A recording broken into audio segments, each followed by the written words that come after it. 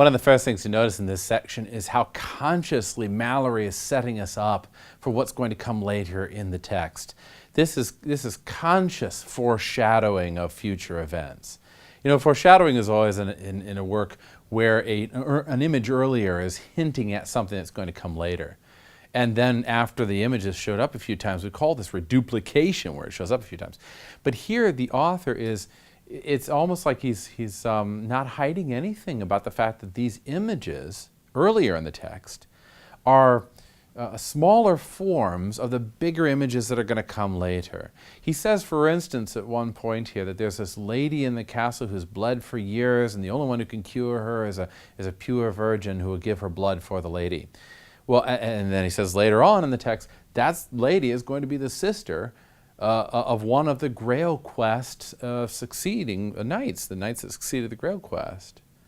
Well, that sister is cured later on, not to give things away too much, but then you have other things too. You have, for instance, the fact that that in this story, Balin has a fight with the knight, and the knight's chasing him throughout, and Balin comes to a room where he finds the spear that allegedly is the spear that pierces Christ's side. Let me look at the passage with you for just a minute. Thereby stood a table of clean gold with 4 pillars of silver that bare up the table, and upon the table stood a marvelous spear, strangely wrought. And when Balin saw that spear, he gat it in his hand, and turned him to King Pellam, and smote him passingly sore with that spear, that King Pellam fell down in a swoon. And therewith the castle roof and walls brake and fell to the earth, and Balin fell down so that he might not stir foot nor hand. And so the most part of the castle that was fallen down through that dolorous stroke lay upon Pellam and Balin 3 days. I mean, notice the imagery in that passage. You've got the pillars of silver and the table of gold and the spear that's there in the castle of King Pellam. And when the castle falls down, they're lying underneath the rubble for 3 days. All that is direct reference back to the imagery in the story of the Christ. You've got the spear that pierced his side. You've got the gold and silver that always are associated with royalty, like the King of Kings. You've got the being under the rubble for 3 days as Christ was in the tomb for 3 days. And this moment that Balin strikes Pellam, which is referred to as the Dolorous Stroke, and is the thing that's foreshadowed earlier when Balin has killed the young lady, or allowed the young lady to die. This Dolorous Stroke is a desperate move on the part of Balin. It's not like he says, well, I'm going to now commit the Dolorous Stroke. It's rather that he finds himself in a life or death situation.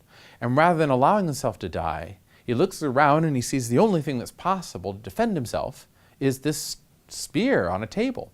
And he grabs it and he stabs Pellam, takes human life, or almost takes human life, because Pellam does survive. He takes human life with the spear, and that causes everything to just explode. Well, I think part of what Mallory is suggesting here is that when you come into a room and you see a gold table with silver pillars and candles around, something obviously enshrined, a relic, something holy, you have the choice to either use that thing in an unholy manner or to revere it. You have the choice to think that everything is there to defend you personally, or you have the chance to sacrifice yourself so that the holy things of the world can survive. In this case, Balin chooses to use a holy thing in an unholy manner. He grabs the spear without ever thinking, oh, maybe I shouldn't take this, or maybe this is a relic, or I wonder what that is. He just sees weapon, tool, something to be used in defense. And he grabs it, and he stabs the king with it. Now, admittedly, the king's out to seek his life. And what would anybody do but defend himself? But it's a very interesting commentary that's going on here. Because, of course, he who defends his life will lose it. He who seeks to preserve his life will lose it, as the scripture says. And what Mallory seems to be reflecting on in this scene is that if you are going to honor the cutting, masculine, dynamic power of the intellect, more than you revere the feminine, most holy power of what is represented in the spear and the gold and the silver, then what will happen is that everything is going to fall apart. To put it another way, The scene of the Dolorous Stroke is itself a foreshadowing of the collapse of the civilization later on. It is the same thing as the neglect of women that causes the destruction of Balin, or it's the same thing as the neglect of women that causes Arthur to stumble and fall. So in this case, Balin causes the Dolorous Stroke. And in causing that Dolorous Stroke, notice, people around say, Balin, how could you do this? You've ruined the land for miles around. It's like this atom bomb is hit and everything's destroyed, crops and cattle and everything. So it's not something that's small. It's a major, major event. And Pelham himself is laid up with this wound that won't heal from that Dolorous Stroke, because he has been wounded or injured by a holy thing used unholily. And the only thing that can cure him is the Grail. He's like the image of the Fisher King, the king that will not be able to be cured of anything except for that Grail.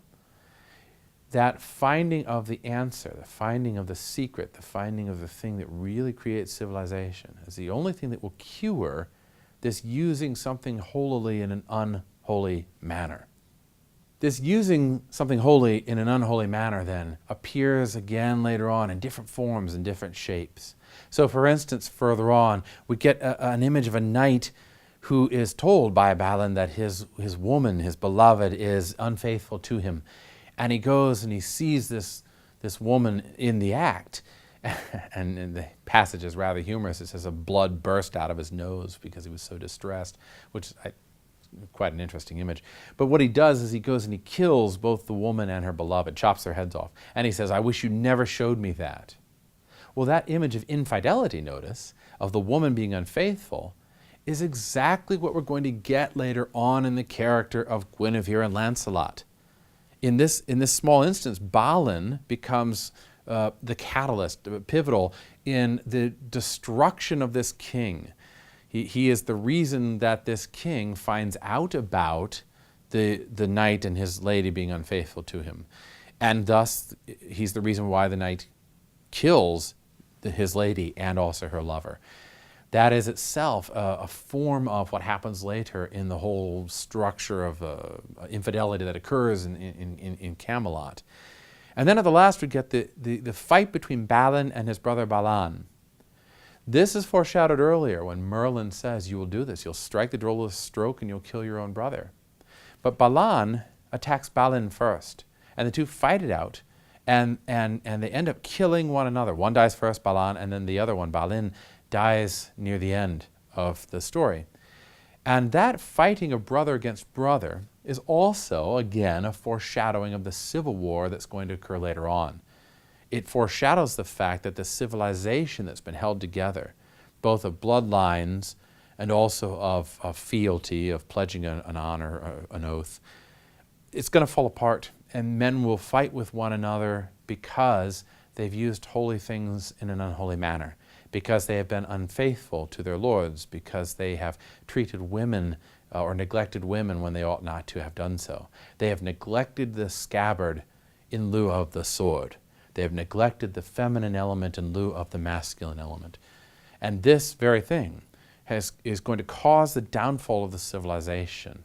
Classic example of this foreshadowing here in the text is after the death of Balin, Merlin actually says that the sword of Balin is going to go on to Lancelot, or else Galahad, his son. And he says this, Merlin let make by his subtlety that Balin's sword was put in a marble stone, standing upright, as great as a millstone, and the stone hoved always above the water and did many years. And so by adventure it swam down the stream to the city of Camelot, that is in English Winchester. So Merlin actually takes Balin's sword and he puts it into the same image again as the sword in the stone or the sword in the scabbard. He puts it into a stone block, and the stone block floats down the river until it comes to Camelot, and who should get it but Galahad, the heir to Lancelot, who is the heir to Arthur, who's in some ways connected with, it all connects together. And like flowing down that stream, here comes Galahad, who inherits that sword of Balin and puts it in its proper scabbard, which he has. All that later great imagery in the story of Camelot and Guinevere and Arthur and Lancelot is here foreshadowed in the imagery that we get in this first section. The story of Balin, the story of Lanceor, the story of Arthur. It all seems to be in its smaller protean form here. And I want to reflect lastly here on this title that we see with Balin, that he's called the Knight of Two Swords. Why is that? I mean, technically it's because he carries two swords. But what does that image mean, two swords? Is it that one sword is used well and the other is used poorly? Remember that back in the book 1 we had two castles. Remember that we had the two kings. Remember that we had that image of two coming up over and over again. And here we have a knight with two swords. He is a knight that could use the sword well or use the sword poorly. And he's a knight who could cause pain or could cause happiness. And then tragically enough, in Mallory's story, he's a knight that ends up causing pain and destruction and ruin. But that pain and destruction and ruin is itself foreshadowing of the inevitable pain, destruction, and ruin that the Camelot will suffer and that every civilization must suffer as well.